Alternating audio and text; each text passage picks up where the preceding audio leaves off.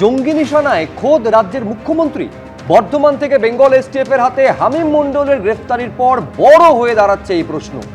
জঙ্গি সংগঠন থেকে শুরু করে পাক গুপ্তচর সংস্থাকে কি তথ্য পাঠিয়েছিল, কি পরিকল্পনা ছিল এই হামিমের, নিজেদের হেফাজতে নিয়ে তা জানার চেষ্টায় তদন্তকারীরা। আবার অন্যদিকে তদন্তকারীদের অনুসন্ধানে বীরভূমে টুলু মণ্ডলের পেল্লাই সাম্রাজ্যের হদিশ। প্রায় 150 কোটি নগদ, কয়েকশো গাড়ি, সোনা রূপো প্লাটিনামের অলংকার কি নেই। রাজকোষের ডাকাতি করে বীরভূমের বেতাজ বাদশা যে হয়ে উঠেছিল টুলু, তার জন্য সরাসরি মমতা বন্দ্যোপাধ্যায়কে নিশানা করেছেন মুখ্যমন্ত্রী শুভেন্দু অধিকারী। এ নিয়ে আমরা আজকের আলোচনা শুরু করব, তার জন্য স্টুডিওতে অতিথিরা রয়েছেন। তবে শুরুতেই যে প্রতিবেদন আপনাদের সামনে রাখবো, রাজ্যে কি ফের সক্রিয় হচ্ছে জঙ্গি মডিউল? বর্ধমানের রেনেসা টাউনশিপ থেকে এসটিএফ এর হাতে কুখ্যাত জঙ্গি গ্রেপ্তারের ঘটনায় কপালে ভাঁজ পড়েছে গোয়েন্দাদের।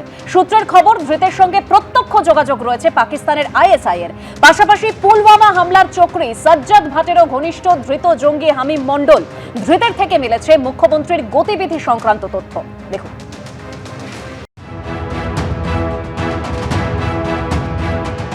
পুলওয়ামা জঙ্গি হামলার অন্যতম চক্রী সাজ্জাদ ভাটের ঘনিষ্ঠ। পাক গুপ্তচর সংস্থা আইএসআই এর সঙ্গে সরাসরি যোগাযোগ। এক কথায় কুখ্যাত জঙ্গি। আর সেই জঙ্গি গ্রেপ্তার হলো পশ্চিমবঙ্গ থেকে। নাম হামিম মণ্ডল, বয়স 24 বছর। বর্ধমান শহর লাগোয়া রেনেসা টাউনশিপের একটি ফ্ল্যাট থেকে এই জঙ্গিকে গ্রেপ্তার করে রাজ্য পুলিশের এসটিএফ। এই বিল্ডিং এর মধ্যেই থাকতেন হামিম মণ্ডল, বাবা মাকে নিয়ে থাকতেন। গতকাল তাকে এসটিএফ এখান থেকে অ্যারেস্ট করে। এখনো পর্যন্ত এসটিএফ এর তরফ থেকে যেটা বলা হচ্ছে যে এই হামিম মণ্ডল এই আগে হাওড়ার পিলখানাতে থাকতেন। কিছুদিন আগে পিলখানাতে উচ্ছেদ হয় এবং তারপর মাস তিনেক আগে ফ্যামিলি মেম্বারসদের নিয়ে বর্ধমানের এই অভিজাত এরিয়াতে তারা থাকতে শুরু করেন। পাকিস্তানের বিভিন্ন জঙ্গি গোষ্ঠীর সঙ্গে তথ্য আদান প্রদান হোয়াটসঅ্যাপ এবং বিভিন্ন মেসেঞ্জারের মাধ্যমে কিন্তু এই হামিম মণ্ডল করত, এমনটাই এসটিএফ এর তরফ থেকে বলা হচ্ছে। উদ্বেগের বিষয় হলো ধৃত জঙ্গি হামিম মণ্ডলের থেকে উদ্ধার হয়েছে মুখ্যমন্ত্রী শুভেন্দু অধিকারীর গতিবিধি সংক্রান্ত তথ্য। এসটিএফ সূত্রে দাবি, মুখ্যমন্ত্রীকে ফলো করার নির্দেশ দেওয়া হয়েছিল কুখ্যাত এই জঙ্গিকে। যেটা সব থেকে আশঙ্কার এবং যাতে তদন্ত শুরু হয়েছে পুরো দমে এসটিএফ এর তরফে, সেই খবরটা এবার দেব। তার কাছ থেকে আমাদের রাজ্যের মুখ্যমন্ত্রী শুভেন্দু অধিকারীর লোকেশন, তাকে ফলো করার নির্দেশ, মোবাইল চার্ট ইত্যাদি উদ্ধার হয়েছে। এই বিষয়টা নিঃসন্দেহে রাজ্য পুলিশ এবং এসটিএফ কে চিন্তায় রেখেছে এবং এই বিষয়ে অনুসন্ধান চলছে। তাহলে কি এই রাজ্যে বসেই মুখ্যমন্ত্রী শুভেন্দু অধিকারীর উপর হামলার ষড়যন্ত্র করা হচ্ছিল? It's a very sensitive issue. এটা ইন্টারন্যাশনাল কানেকশনের বিষয় আছে, ন্যাশনাল সেফটি সিকিউরিটির বিষয় রয়েছে। গোপন সূত্রে খবর পেয়ে বৃহস্পতিবার সকাল 7:30 নাগাদ বর্ধমান শহরের রেনেসা হাউসিং এ পৌঁছে যান রাজ্য পুলিশের এসটিএফ এবং বর্ধমান থানার পুলিশ অফিসাররা। সেই সময় আবাসনেরই জিমে ছিলেন কুখ্যাত জঙ্গি হামিম মণ্ডল। পুলিশ আধিকারিকরা সরাসরি সেখানে গিয়ে তাকে গ্রেপ্তার করে। ও আপনার লগভগ 2 মাস আগেই বোধ হয়, সম্ভবত 2-3 মাস আগে হবে। কারা কারা থাকতো বাড়িতে? বাড়িতে থাকতো 5 জন টোটাল, ওর মা বাবা আর প্লাস 3 ভাই বোন, ওরা 2 ভাই 1 বোন। সূত্রের দাবি, বিভিন্ন সোশ্যাল মিডিয়ার মাধ্যমে সরাসরি পাকিস্তানে যোগাযোগ ছিল হামিম মণ্ডলের। আইএসআই এবং সাজ্জাদ ভাট গ্রুপের সঙ্গে বার্তা আদান প্রদান হতো। একটা চক্র কাজ করছে বেশ কিছুদিন ধরে ভারতবর্ষে। গত 6 মাস তাদের মানে পদচিহ্ন ভারতবর্ষের অনেকগুলো রাজ্যে দেখা গেছে। এই চক্রটি সাজ্জাদ ভাট বলে যিনি আছেন, তার মানে লিডারশিপে চলে এই চক্র। পশ্চিমবঙ্গে তো এখন একটা রাজনৈতিক হাওয়া বদল হয়েছে এবং পুলিশেরও একটা সজাগ স্থিতি হয়েছে এবং এই রকম ঘটনা কিন্তু এর আগে হয়েছিল আমাদের পশ্চিমবঙ্গে, কলকাতা শহরেও হয়েছিল এবং বর্ধমানে হয়েছিল ব্লাস্টের ঘটনা খাগড়াঘরে, এবং এরকম ছোটখাটো ইন্ডিভিজুয়াল বিচ্ছিন্ন ঘটনা হিসাবে দেখা হয়েছিল, কিন্তু এগুলো সব এখন কানেক্টেড মনে হচ্ছে। শুক্রবার বর্ধমান আদালতে তোলা হলে ধৃত জঙ্গি হামিম মণ্ডলকে 14 দিনের পুলিশ হেফাজতের নির্দেশ দেন বিচারক। ময়ূখ ঠাকুর চক্রবর্তী, কমল কৃষ্ণ দে ও রানা দাসের রিপোর্ট, এবিপি আনন্দ। দেখুন, এর আগে যেভাবে একাধিকবার আমাদের এই রাজ্য থেকে জঙ্গি গ্রেফতারের ঘটনা ঘটেছে, তাতে বারবার এই প্রশ্নটা সামনে এসেছে, তাহলে আমাদের রাজ্য তাহলে কি জঙ্গিদের কাছে সেফ প্যাসেজ বা সেফ হ্যাভেন হয়ে দাঁড়িয়েছে? এই যে হামিম মণ্ডল, সে শুধু সাজ্জাদ ঘনিষ্ঠ নয়, কাশ্মীরের একাধিক জঙ্গি সংগঠনের সঙ্গেও তার সক্রিয় যোগাযোগ রয়েছে। কিন্তু যেটা সব থেকে বেশি অ্যালার্মিং এই ক্ষেত্রে, সেটা তদন্তকারীদের অনুমান খোদ রাজ্যের মুখ্যমন্ত্রী ছিলেন এই জঙ্গির হিট লিস্টে। কি পাওয়া গেছে এর থেকে যেটা পাওয়া গেছে, মুখ্যমন্ত্রীর গতিবিধি সংক্রান্ত তথ্য এমনকি ফলো করার পর্যন্ত নির্দেশ দেওয়া হয়েছিল বলে তদন্তকারীদের সূত্রে এমনটা জানা যাচ্ছে। কিন্তু আমি শুরুতেই যেটা প্রাক্তন সেনাকর্তা কর্নেল পৃথ্বীরঞ্জন দাসের কাছে আসতে চাইবো, আপনার কি মনে হচ্ছে কর্নেল দাস, মুখ্যমন্ত্রী কেন টার্গেট, মুখ্যমন্ত্রীকে কেন হিট লিস্টের মধ্যে রাখা হয়েছিল, কি কারণ থাকতে পারে বলে আপনার মনে হচ্ছে? দেখুন, যে কোনো মৌলবাদী, সে যে দক্ষিণপন্থী মৌলবাদী বলুন বা যে কোনো ধর্মেরই হোক, তাদের উদ্দেশ্যটাই হলো কোনো জনপ্রিয় নেতা বা জনাকীর্ণ জায়গায় বিস্ফোরণ ঘটা।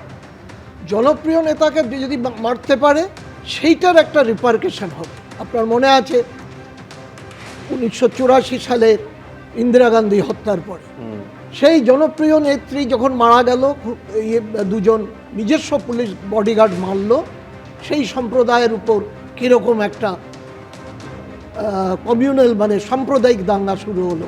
3000-এর উপর মানে ইনোসেন্ট শিখ মারা গেল বিভিন্ন জায়গায়।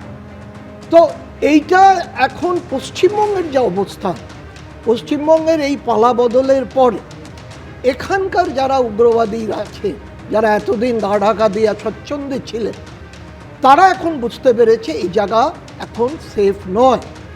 তারা এখন অ্যাকশন করতে চায়। এখন অ্যাকশন করার জন্য এই যে সাজ্জাদ ভাটের কথা বললেন, হু ইজ দ্যাট ক্যারেক্টার? এ হচ্ছে আপনার আদিল দা, যে পুলওয়ামা হত্যাকাণ্ডের যে 19 বছরের ছেলেটাকে মোটিভেট করে একটা গাড়িতে মারুতি ভ্যানে এক্সপ্লোসিভ নিয়ে সিআরপিএফ এর বাসে গিয়ে আঘাত করল। 40 জন কনস্টেবল সিআরপিএফ সদস্য মারা গেল। এবং আমি নিজে ওই কানে শুনেছি, আমার নিজের কানে শুনেছি, 1 ঘন্টার মধ্যে একটা মেসেজ সার্কুলেট হলো যে ওদের জান্নাতে পৌঁছে গেছে, 80 জন হুর ওকে দেখাশোনা করছে। তো এই হচ্ছে ওদের মোটিভেশন লেভেল। তো এখন এই যে ধরা পড়লো, আমি মণ্ডল, আমি এসটিএফকে অভিনন্দন জানাই। এরা ঠিক সময় ব্যাপারটা কোনো জায়গা থেকে খবর পেয়ে হোক বা যেভাবেই হোক এখানে ধরেছে। তা না হলে একে সেই আদিলদার স্টাইলে ব্যবহার করত সাজ্জাদ ভাট, এবং সেইভাবেই একে তৈরি করেছে। এখন প্রশ্ন হলো, ভারত কিন্তু ছায়াযুদ্ধ অনেক দিন ধরে ফেস করে এসছে, এবং 1989 সাল থেকে এটা 84 সাল থেকে এটা চরম আকার ধারণ করে। যেমন সেই পাঞ্জাবে স্বর্ণ মন্দিরে মিলিটারি অ্যাকশন, তারপরে কাশ্মীর। এই ছায়াযুদ্ধটাকে আমরা যদি যুদ্ধ হিসাবে না নেই, তাহলে কিন্তু আমরা প্রতিক্রিয়াই করে যাব, আর একটার পর একটা ঘটনা ঘটতে থাকবে। এখন এই লড়াই লড়তে হলে প্রথম কথা হলো আপনার কাছে ক্রেডিবল ইন্টেলিজেন্স অ্যান্ড অ্যাকশনেবল অবস্থা টাইমিংয়ের সঙ্গে আপনার কাছে আসা উচিত। সেইটার জন্য যখন আমাদের বোম্বে 26/11 হলো, আমাদের স্বরাষ্ট্রমন্ত্রীকে পদত্যাগ করতে হলো, চিদম্বরম ফাইন্যান্স মিনিস্টারের অ্যাডিশন হোম মিনিস্ট্রি নিল। উনি একটা পেপার তৈরি করলেন যে না, আমাদের একটা ইউনিফাইড কমান্ডে একটা কিছু করতে হবে। উনি আমেরিকায় গেলেন, ওখানকার এনসিটিসি কনসেপ্ট সম্পর্কে পুরো অবগত হলেন, কারণ আমেরিকায় এনসিটিসি গ্রিডে পুরো দেশটাকে রক্ষা করে চলেছে। এখন সেই 26/11 পরে, 9/11-এর পরে সেরকম বড় ধরনের মিলিটেন্ট অ্যাকশন হয়নি। এখন সেই এনসিটিসি যদি আমরা না করি, ইট ইজ হাই টাইম, তাহলে কিন্তু ছায়াযুদ্ধকে আমরা ল অ্যান্ড অর্ডার হিসেবে ধরে রাখবো। এটা ল অ্যান্ড অর্ডার নয়, এটা একটা ছায়াযুদ্ধ। এই এনসিটিসি গ্রিড থাকলে সারা ভারতবর্ষের যেখানে যে কোনো সন্দেহজনক মিলিটেন্টের খবর এসে যাবে। আজকে এই ছেলেটা 2 মাস ধরে এখানে তৎপরতা চালিয়ে গেছে পালাবদলের পরে, কোনো খবর এখন এত লেটে আসলো। যদি এনসিটিসি গ্রিড থাকতো তাহলে প্রথম 2-3 দিনের মধ্যেই এসে যেত। তাহলে এরা অনেক মানে কেন্দ্রীয় সরকারের অধীনে থাকবে, এরা যে কোনো লোককে অ্যারেস্ট করতে পারে, যে কোনো জায়গায় সার্চ করতে পারে, যে কোনো জায়গায় গিয়ে অ্যাকশন করতে পারে। সেইটা যদি আমরা এখনো না করি, তার পুনরাবৃত্তি হতে থাকে।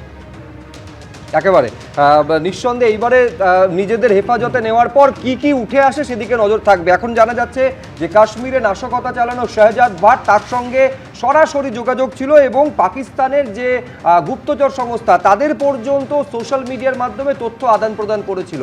এখন তদন্তকারীরা, আমি এইখানে দর্শকদের সামনে রাখতে চাইবো, নিজেদের হেফাজতে নেওয়ার পর যখন বর্ধমান থানা থেকে বের করা হচ্ছে এই হামিম মণ্ডলকে, একবার সেই মুহূর্তে ছবিটা দর্শকদের সামনে রাখবো। নিজেদের হেফাজতে নেওয়ার পর ঠিক কি তার প্রতি নির্দেশ ছিল, কাকে কাকে টার্গেট করেছিল, সেইগুলো তদন্তকারীরা খুঁজে বের করার চেষ্টা করবে। থানা থেকে যখন বের করছেন সেই সময় ছবি দেখছেন। প্রায় 5 ঘন্টা বর্ধমান থানায় এই হামিম মণ্ডল অভিযুক্ত, যাকে এসটিএফ এর তরফ থেকে অ্যারেস্ট করা হয়েছিল, তাকে রাখা হয়েছিল। অবশেষে এসটিএফ এর যারা অফিসার তারা কিন্তু এই মুহূর্তে বেরিয়ে আসছেন হামিম মণ্ডলকে নিয়ে। 14 দিনের পুলিশ হেফাজত এখনো পর্যন্ত পুলিশ আধিকারিকরা পেয়েছেন। এই মুহূর্তে বর্ধমান থানা থেকে হামিম মণ্ডলকে নিয়ে যাওয়া হচ্ছে কলকাতায় এসটিএফ অফিসে। রেনেসা টাউনশিপ থেকে তাকে গ্রেফতার করে এসটিএফ।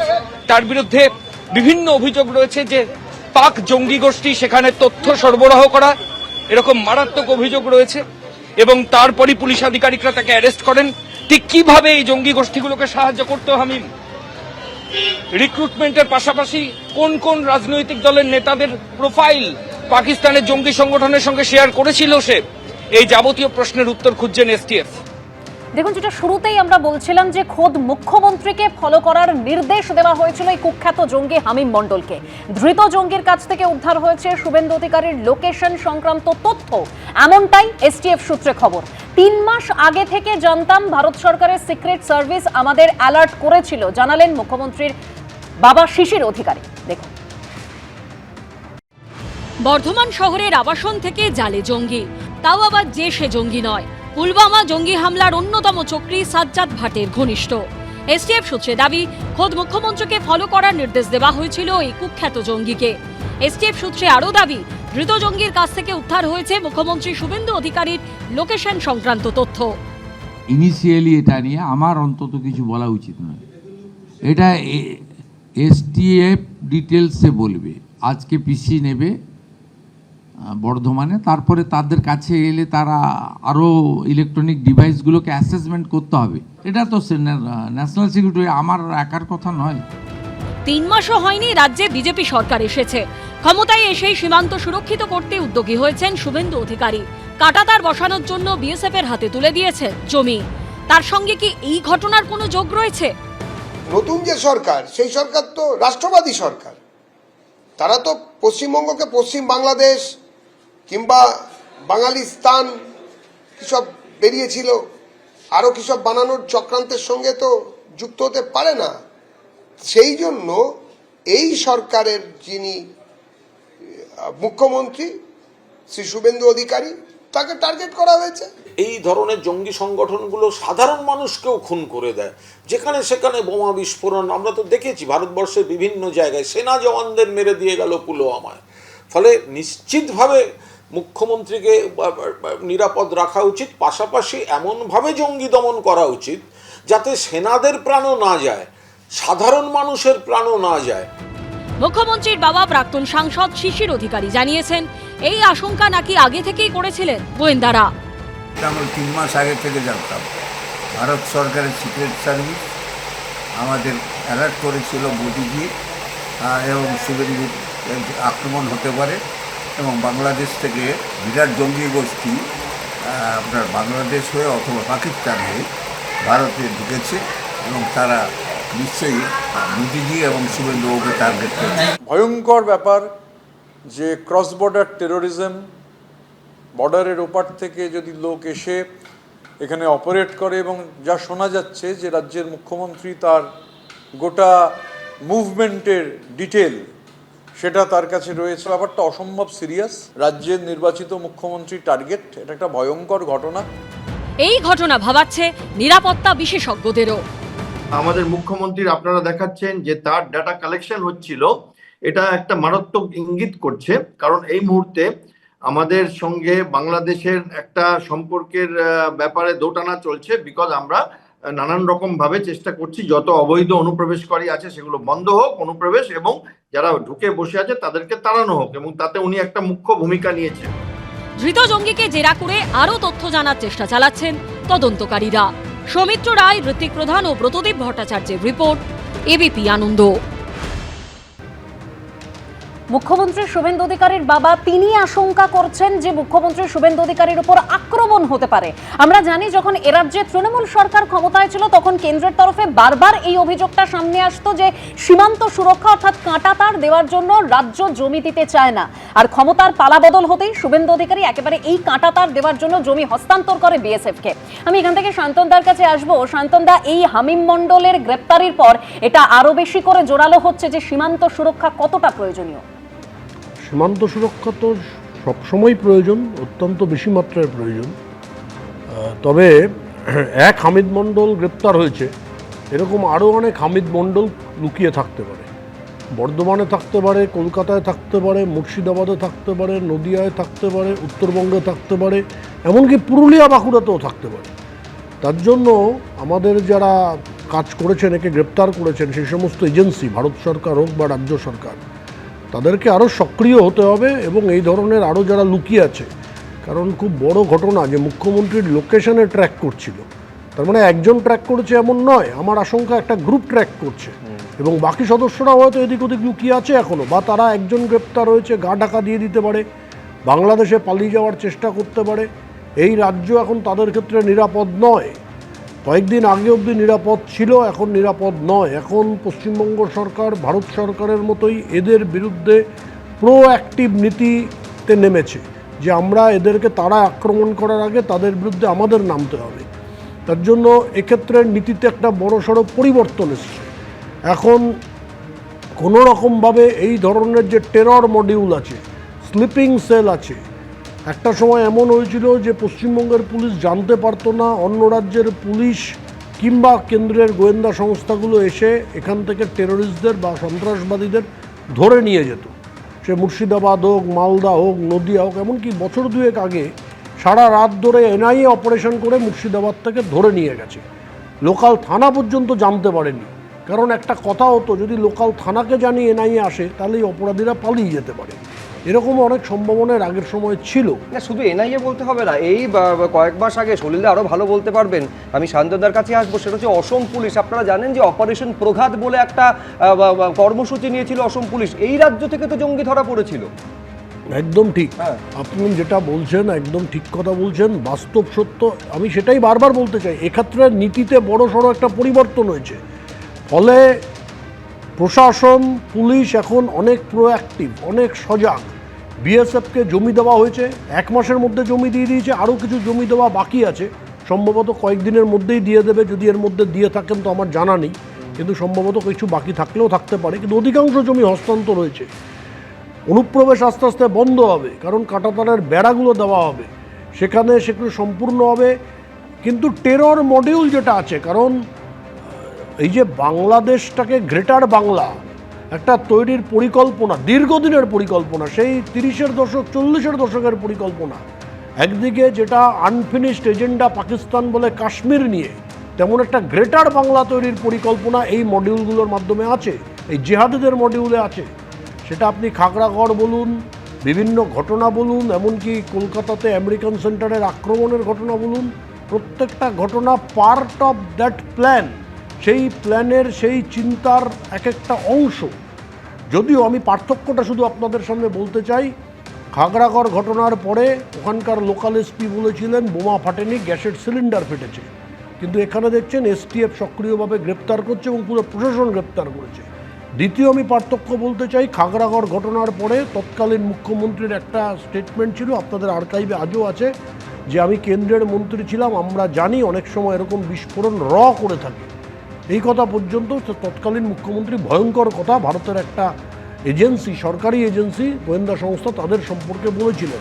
আর আজকের মুখ্যমন্ত্রী দেখুন, তিনি বলছেন আমি কিছু বলবো না। এই ব্যাপারটা শুধু আমার বিষয়ে নয়, এটা এসটিএফের বিষয়েও শুধু নয়, এটা কেন্দ্রেরও বিষয়, কারণ জাতীয় নিরাপত্তার সঙ্গে বিষয়গুলো যুক্ত থাকে। এই পার্থক্যটা বুঝতে হবে, আগের সরকারের সঙ্গে বর্তমান সরকারের পার্থক্য। তার জন্য প্রোঅ্যাক্টিভ নীতিতে বর্তমান পশ্চিমবঙ্গ সরকার চলেছে, যেটা কেন্দ্রের মোদিজির সরকার চলেছে। দেখবেন মুম্বাইয়ের যে ঘটনা ঘটেছিল 2008 সালে, বিজেপি সরকার গত 12 বছর কেন্দ্রে ক্ষমতায় আছে, আর কিন্তু মুম্বাইয়ের মতো ধারে কাছে কোনো ঘটনা ঘটেনি, পুলওয়ামার একটি ঘটনাকে বাদ দিলে। পুলওয়ামার একটি ঘটনা, যে ঘটনায় আমাদের সেনাবাহিনীর অনেকে মারা গেছেন, পরবর্তী সময়ে কজন ট্যুরিস্ট মারা গেছেন, কিন্তু যে 350 মানুষ যেমন মুম্বাইতে মারা গেছিলেন সেরকম কোনো ঘটনা এখনও, কিন্তু ঘটনার পরিকল্পনা হয়েছিল, বিভিন্ন স্তরে পরিকল্পনা হয়েছে, সেটা এক্সিকিউট করতে পারেনি, কারণ আমাদের সংস্থাগুলো আগের থেকে এখন অনেক সজাগ। আমি কখনোই বলবো না সংস্থারা আগে সজাগ ছিলেন না, তারা তখনও সজাগ ছিলেন, কিন্তু এটা পলিটিক্যাল ইন্টারফেয়ারেন্স কোথাও ছিল, এখন সেই পলিটিক্যাল ইন্টারফেয়ারেন্সটা নেই। বেশ, পলিটিক্যাল ইন্টারফেয়ারেন্স একটা গুরুত্বপূর্ণ কথা বলছেন, যে পলিটিক্যাল ইন্টারফেয়ারেন্সের জন্য এতদিন পর্যন্ত জঙ্গিরা এই রাজ্যকে নিজেদের অত্যন্ত নিরাপদতম আশ্রয় বলে মনে করত, যেটা এখন জঙ্গিরা মনে করতে পারছে না, যে কারণে মুখ্যমন্ত্রী একেবারে কার্যত হিট লিস্টে রয়েছে অনির্বাণ বন্দ্যোপাধ্যায়। এইসব ফেক ন্যারেটিভ ছড়ানো ছাড়া বিজেপির কোনো কাজ নেই। 12 বছর তারা সরকারে আছে, পুলওয়ামার মতো ভয়ঙ্কর হামলা, কতজন আমাদের সেনাবাহিনীর জওয়ান মারা গেলেন, তার কি তদন্ত হয়েছে, কে ধরা পড়েছে, কি তার রেজাল্ট কেউ জানে না। আর তারপরে পেহেলগামের মতো ঘটনা, সেখানে কোন পলিটিক্যাল ইন্টারফেয়ারেন্সটা ছিল? এই দিল্লি শহরে মাত্র কিছু মাস আগে, 1 বছর বোধহয় এখনো হয়নি, সেখানে জঙ্গি হামলা হয়ে গেল, অমিত শাহ স্বরাষ্ট্রমন্ত্রীর দায়িত্বে, দিল্লি পুলিশের দায়িত্বে। একের পর এক হামলা হচ্ছে, সাধারণ মানুষের প্রাণ যাচ্ছে, সেনাবাহিনীর জওয়ানরা ছাড় পাচ্ছেন না। আর সায়ন্তন এমনভাবে বললেন যেন পুলওয়ামা কোনো ব্যাপারই না, হয়েছে তো কী হয়েছে। নিশ্চয়ই মুম্বাই হামলা ভয়ঙ্কর ঘটনা, আমাদের দেশ হিসেবে আমরা একাধিক ভয়ঙ্কর হামলার সাক্ষী থেকেছি, কিন্তু কোনো অবস্থাতেই বিজেপি বাদ দিয়ে আর কোনো দল এইভাবে জঙ্গি হামলার ঘটনার দায় বিরোধী দলগুলির ওপর কোনোদিন চাপায়নি। কংগ্রেস তো সেই সময় বিজেপির ওপর চাপিয়ে দিতে পারত, সেরকম তো কিছু করেনি। এই সরকারের কাজ হচ্ছে নিজের ব্যর্থতা ঢাকার জন্য তারা বিভিন্নভাবে অপোজিশন পলিটিক্যাল পার্টি লিডার ইত্যাদিদের ঘাড়ে চাপিয়ে দেবে, এদিকে নিজেরা একের পর এক ব্যর্থ হয়ে যাবে। এই যে খাগড়াগড়ের ঘটনা এতবার করে সায়ন্তন দ্বারা বলেন, সেই সময় শুভেন্দু অধিকারী কোন সরকারের অংশ ছিলেন? আজকে যে শুভেন্দু অধিকারীকে স্যার স্যার বলতে হচ্ছে, দুবেলা সেলুট টুকতে হচ্ছে, সেই সময় খাগড়াগড়ের ঘটনা নিয়ে বিজেপি যখন সমালোচনা করতো, এই শুভেন্দু অধিকারী কোন জবাবটা দিতেন? সুতরাং এই ধরনের ইস্যু আমি মনে করি কোনোভাবেই পার্টিজান পলিটিক্সের ইস্যু হতে পারে না। এখানে সরকারি এজেন্সি, সে স্টেটের হোক, সেটা সেন্ট্রালের হোক, ইউনিয়ন গভর্নমেন্টের হোক, তারা নিজেদের মতো কোঅর্ডিনেশন মেনটেন করে কাজ করবেন। এখানে কোনো পলিটিক্যাল প্রোপাগান্ডা করে আমি শুধুমাত্র নিজের ব্যর্থতা ঢেকে যাব, এইটা চলতে পারে না।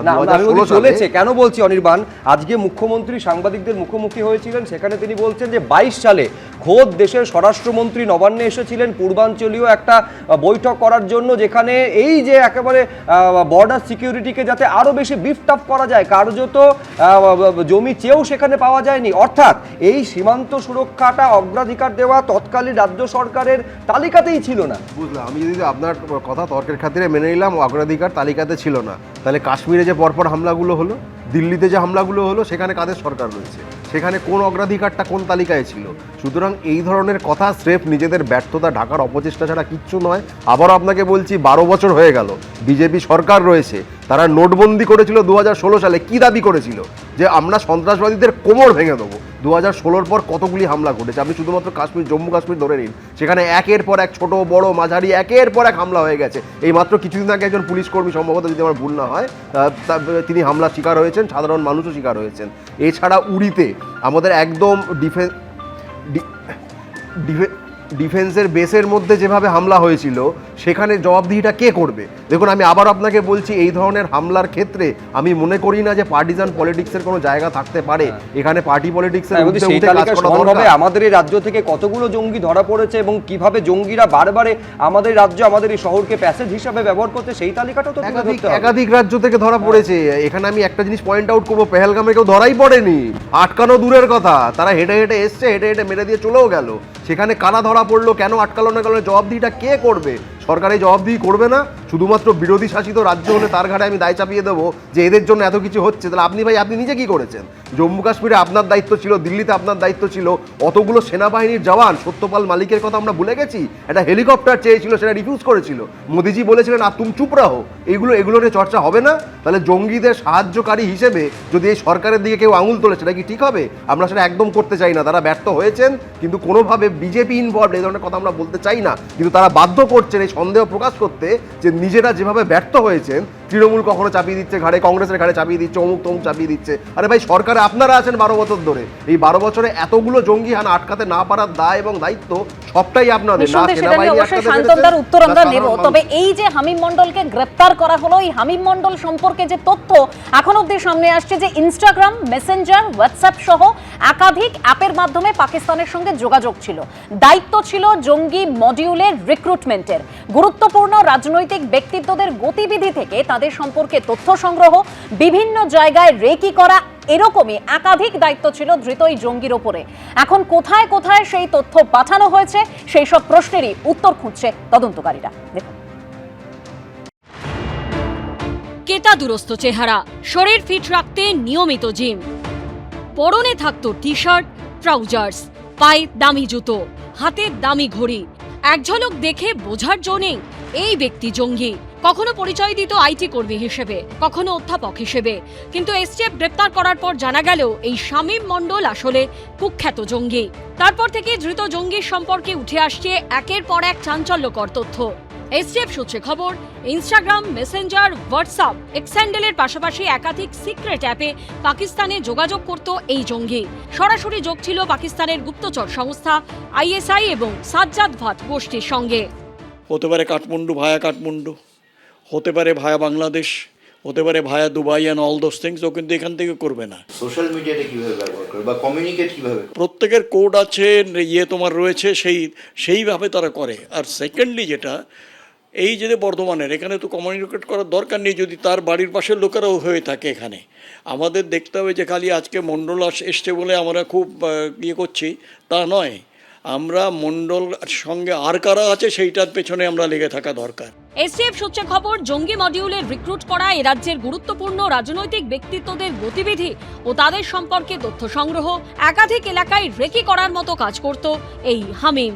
টেলিগ্রাম, হোয়াটসঅ্যাপ গ্রুপের ব্যবহার করে এরা নানান রকম ভাবে রেকি করাচ্ছে এবং ছোট ছোট টার্গেট করাচ্ছে এবং বড় টার্গেটের দিকে ট্রেনিং করিয়ে নিয়ে যাচ্ছে। সমস্তটা ঘটছে ইন্টারনেটের মাধ্যমে এবং এটা এই টেররিস্টরা ভারতবর্ষের পপুলেশনকে ব্যবহার করছে, ভারতবর্ষের বেকার মানুষকে, ভারতবর্ষের ইউথকে, ভারতবর্ষের শিশুদের যারা সোশ্যাল মিডিয়াতে থাকে তাদের ব্যবহার করছে। থেকে 10টা রাজ্যে এখন অব্দি এদের পদচিহ্ন দেখা যাচ্ছে। মুখ্যমন্ত্রী জানিয়েছেন রাজ্যের স্বরাষ্ট্র প্রতিমন্ত্রীও জঙ্গির টার্গেটে ছিল। আওয়ার এমওএস উমেশ রাই অলসো এই স্ক্যানারের মধ্যে ছিল। আমার কাছেও কয়েকটি থ্রেট এসছে। আমাকে পাকিস্তানি একটা এজেন্সি থেকে অনেকবার আমাকে থ্রেট করেছে, আমার ছেলেকে কিডন্যাপ করার থ্রেট করেছিল। আগে হাওড়ার পিলখানায় পরিবার নিয়ে থাকতো হামিম মণ্ডল। আমরা রেনেসা টাউনশিপের মধ্যে রয়েছি এবং রোহিণী বলে যে বিল্ডিং, আমি প্রবীরকে একবার বলবো দেখানোর জন্য, আমার ঠিক উল্টো দিকে এই রোহিণী বিল্ডিং, এই বিল্ডিং এর 3 তলায় এই হামিম মণ্ডল সে থাকতো। মাস 2-2.5 এখানে তার পরিবারের সদস্যদের সঙ্গে সে এখানে এসেছে। এর আগে পিলখানা হাওড়ায় সে থাকতো, সেখানে উচ্ছেদের পর গোটা পরিবার এখানে থাকতে শুরু করে। এই যে হামিম মণ্ডল, এ কিন্তু একা নয়, একটা মডিউল। এবং ওর যে এখন যে দেখে কাশ্মীরে যে দেখছে যে সাজ্জাদ ভাট, এই সাজ্জাদ ভাট এখন এই অপারেশনটা কাশ্মীর থেকে চালাচ্ছে। কারণ মে, জুন, জুলাই এই 3 মাস কিন্তু ও he was very active in Burdwan areas. He was communicated to his master যে জৈশে Mohammad is very close to ISI. ISI সব থেকে প্রিয় পাত্র হচ্ছে জৈশে মোহাম্মদ আর মাসুদ আজহার। ওরা একটা ওয়ে আউট করছে যে কীভাবে একটা রিটালিয়েট কীভাবে করা যায়। ধৃত হামিম মণ্ডলের আদি বাড়ি পূর্ব বর্ধমানের মন্তেশ্বরে, সেখানকার ভোটারও সে। ও যদি ওরকমই হয়, যদি সেরকম যুক্তি প্রমাণ পেয়েই থাকে সরকার, গুলি করে মেরে দেন, আমরা কেউ দেখতে যাবো না। ওই পিলখানা বেল থেকেই ছেলেটা খারাপ হয়ে গেছে। আমরা বারবার বলি যেখানে উঠে চলে আসতে। ধৃত হামিম মণ্ডল সম্পর্কে যেসব তথ্য এখনো পর্যন্ত উঠে আসছে তা পুলিশ ও গোয়েন্দাদের কপালে চিন্তার ভাঁজ ফেলতে যথেষ্ট। ধৃত জঙ্গির রেডারে আর কে কে ছিলেন, কাদের ব্যাপারে তথ্য সংগ্রহ করছিল ধৃত জঙ্গি হামিম মণ্ডল, কোন কোন জায়গায় সে রেকি করেছে, সেসব তথ্য কাদের পাঠানো হয়েছে, বড় কোনো নাশকতার ছক কষা চলছিল। ধৃত জঙ্গি হামিম মণ্ডলকে জেরা করে এখন সেই তথ্যই পেতে চাইছেন তদন্তকারীরা। ময়ূক ঠাকুর চক্রবর্তী, ঐশী মুখোপাধ্যায় ও ঝিলম করঞ্জায়ের রিপোর্ট, এবিপি আনন্দ। একটু এখান থেকে সলিলদার কাছে এই জায়গায় আসতে চাইবো যে সলিলদা, একদম প্রতিবেদনে আমরা তুলে ধরলাম যে কোন কোন তথ্য এই হামিম মণ্ডল রেকর্ড করেছে, কোথায় কোথায় পাঠিয়েছে, সেটা কিভাবে মানে ধরা পড়া সম্ভব, কতটা স্ট্রং হতে হবে তার জন্য ইন্টেলিজেন্সকে। এর পাশাপাশি সলিলদা আরও একটা বিষয় এই প্রতিবেদনেই আমরা দেখিয়েছি যে বারবার ঠিকানা বদল করেছে। এই যে অভিজাত আবাসনে এসে নিজের একেবারে পরিবারকে নিয়ে থাকা, এই ফান্ডিংটা কোথা থেকে আসছে? একটা লাইন বলবো, যেহেতু অনির্বাণ একটা বিষয় বলছিল না, কেউ গ্রেপ্তার হয়নি, একটু জেনে আসো অনির্বাণ। 5 জন ব্যক্তিকে পহলগাম এই ইস্যুতে কেন্দ্র করে গ্রেপ্তার করা হয়েছে। আমি তাদের নাম বলছি: মজিদ গজরি, হামিদ দার, মোহাম্মদ ইউসুফ কাটারিয়া, পারভেজ আহমেদ জোহর, বাশির আহমেদ। এরা সবাই লোকাল এবং 4 জনকে মারা হয়েছে এবং এদের বিরুদ্ধে ইউএপি অ্যাক্ট দেওয়া হয়েছে। আপনি খবর রাখেন, 4 জনকে মারা হয়েছে, না পড়াশোনা করে যাদের হামলা হয়েছে তাদের মেরেছে। প্লিজ আমার একটাই অনুরোধ, আপনি খবর রাখেন, জাতীয় আপনি খবর রাখেন। আপনি কি বিজেপি? পড়াশোনা আমি মুখের বলে ওই হচ্ছে আপনাদের দোষ। আপনারা এরকম কথা বলেন বলে আপনারা ভোটে হারেন। বেশ বেশ বেশ, এই একটু সলিলদার উত্তরটা নিতে হবে। বেশ, আমি 3 জনকে থামালাম।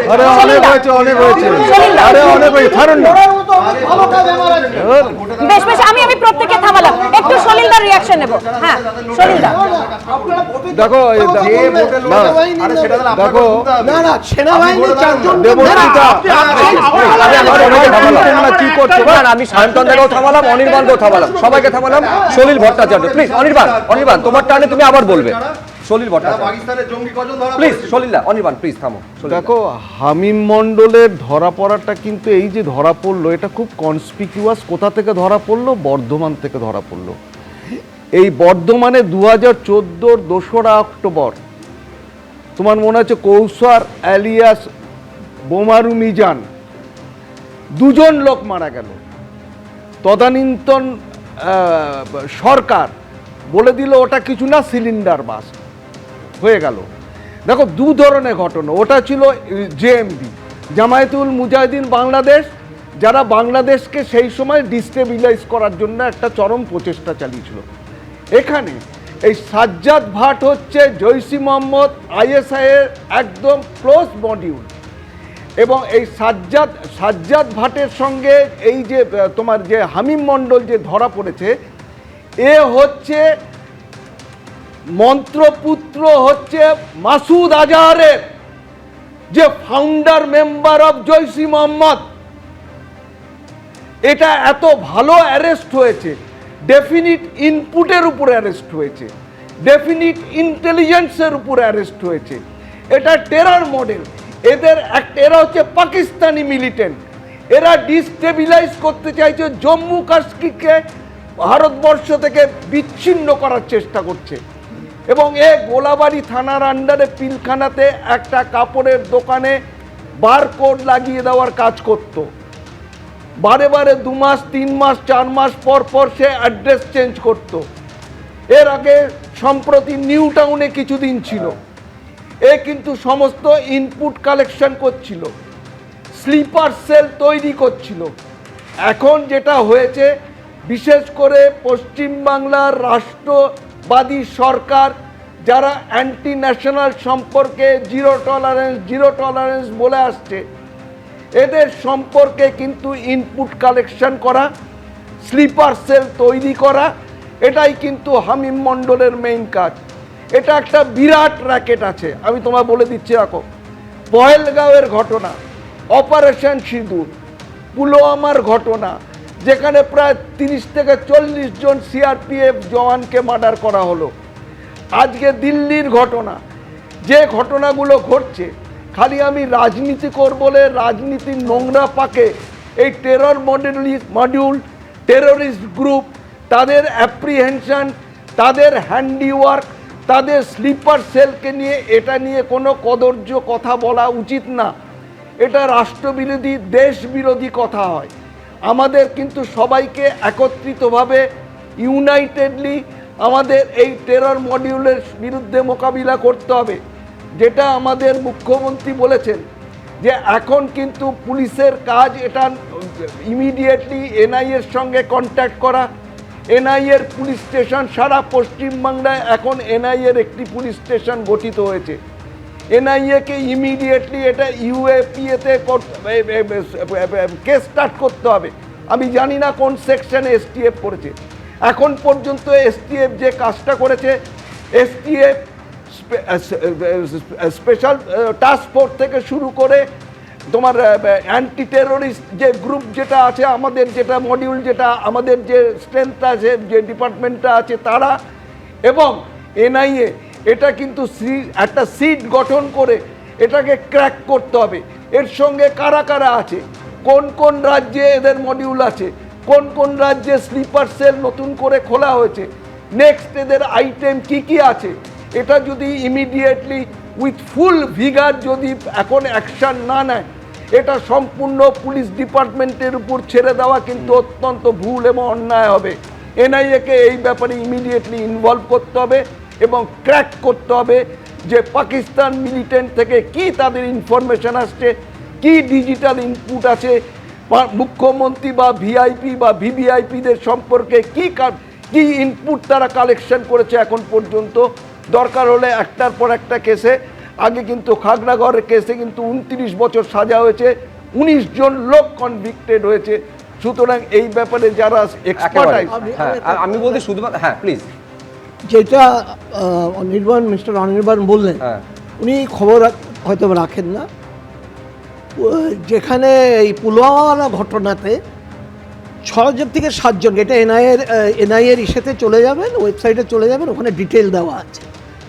তারপরে পেহেলগাঁওর ব্যাপারেও অ্যাকশন নেওয়া হয়েছে এবং আর্মি ওখানে অ্যাকশন করে সেই ক্যাপ্টেনটা যারা 4 জনকে মেরেছে আর্মি স্কোয়াডে, আমি বলছি এক্ষেত্রে এবং সে তার মধ্যে কাছে এসেছিল এই হামিম মণ্ডলকে ঠিক কি কাজ অ্যাসাইন করা হয়েছিল, এবং সূত্রের খবর যেটা, এই হামিম মণ্ডলকে দায়িত্ব দেওয়া হয়েছিল রিক্রুটমেন্টের, ফলে কাকে কাকে রিক্রুটমেন্ট করেছিল সে, কোথায় কোথায় স্লিপার সেল তৈরি হয়েছিল, আচ্ছা কোথায় কোথায় রেকি করেছিল, যাবতীয় বিষয় নিশ্চয়ই যারা তদন্তকারী আধিকারিকরা রয়েছেন তারা তদন্ত করে দেখবেন। খাগড়াগড়ের কথা হচ্ছিল, দেখুন খাগড়াগড়ে তো নিঃসন্দেহে ঘটনাকে ধামাচাপা দেওয়ার চেষ্টা করা হয়েছিল, তার কারণ শুরুতেই বলে দেওয়া হয়েছিল ওটা সিলিন্ডার বিস্ফোরণে ঘটনা ঘটেছে। এক্ষেত্রে কিন্তু বিষয়টাকে একেবারে গভীরে যাওয়ার চেষ্টা তদন্তকারীরা করছেন। কিন্তু একটা বিষয় আমি রবীন্দ্রনাথ ভট্টাচার্যের কাছ থেকে জানতে চাইবো, আমার অত্যন্ত ইন্টারেস্টিং মনে হয়েছে, কারণ এই বিষয়টাও তদন্ত করে দেখা উচিত বলে মনে হয়েছে।